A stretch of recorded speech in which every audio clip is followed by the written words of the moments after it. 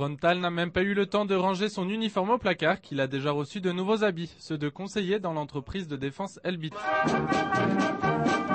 Ron Tal recevait le commandement des forces terrestres il y a un an et aujourd'hui c'est à des soldats d'un troisième type qu'il donnera des ordres, les hommes de l'armée de terre virtuelle.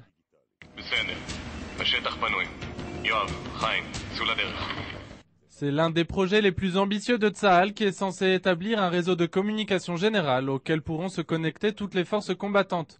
Le coût du projet est faramineux, environ $1 milliard pour les 10 prochaines années. Qui le met en œuvre? L'entreprise Elbit, bien entendu, qui a reçu cet énorme contrat sans appel d'offres. Selon les termes du contrat, Elbit prend en charge le protocole de communication de Tsahal pour les 25 années à venir, pour toutes les structures que Tsahal acquérera, pour l'armée de terre, de mer et de l'air. Elbit a reçu un contrat qui lui donne une position dominante dans l'industrie de la défense et lui promet d'autres contrats à venir. Ron Tal, celui qui a pris la décision de confier le contrat à Elbit, y a vu son intérêt. Au cours de sa période de permission qui a précédé sa retraite de l'armée, il avait formulé le vœu de travailler pour Elbit. L'armée ne lui avait alors pas permis, mais à la fin de cette période, l'armée a fini par donner suite à sa demande.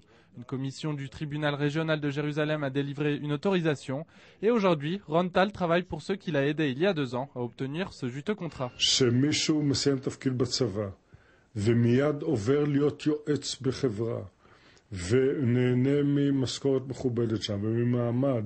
שרק לפני זמן קצר עסק שם באיש צבא, יש יותר מטעם לפגם. זה צריך להיבחן.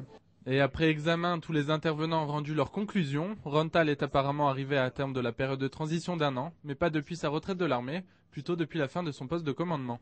מה שצריך לעשות בהקשר הזה, אחד, זה תקופות צינון משמעותיות, 2-3, בין תפקיד צבאי לבין תפקיד שקשור לעיסוק שלך, או כמובן הליכה לפוליטיקה. Chez Elbit, on répond que Ron Tal a reçu un poste de conseiller pour tout ce qui concerne l'étranger. Mais là n'est pas le problème. La question est de savoir si quelqu'un qui a apporté un contrat de plusieurs milliards de dollars peut travailler 1 an plus tard dans la même entreprise qui a fourni ce contrat.